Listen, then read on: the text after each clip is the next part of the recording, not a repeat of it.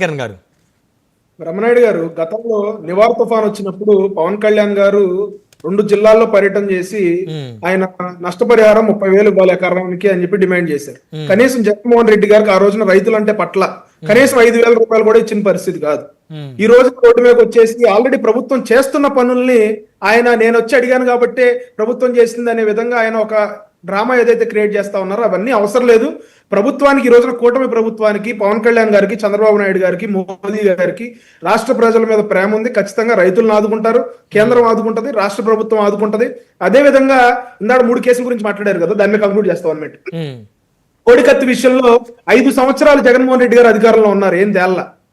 బాబాయ్ హత్య కేసు 5 సంవత్సరాలు జగన్మోహన్ రెడ్డి గారికి అధికారం ఇచ్చారు, సొంత బాబాయ్ కేసుని ఆయన తేల్చలేకపోయాడు. సుగాలి ప్రీతి కేసుని సిబిఐకి ఇచ్చారని చెప్పి మోసం చేసి సరిగ్గా ట్రాన్స్ఫర్ జరగకుండా ఆ పాపను కూడా మోసం చేశారు. ఖచ్చితంగా ఈ కేసులన్నీ కూడా మా కూటమి ప్రభుత్వం 5 సంవత్సరాల్లో కొలిక్కొస్తాయి.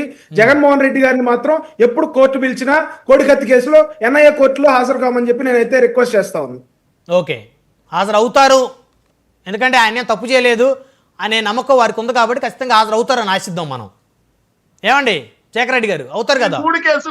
ఈ మూడు కేసుల్లో వారికి తెలిస్తే, ఈ 3 కేసుల్లో వాళ్ళు దోషులను తెచ్చి వైఎస్ఆర్ కాంగ్రెస్ పార్టీ దోషి అని తేల్చగలిగితే నేను మిస్ 2029 పోటీ చేయాలి. నేను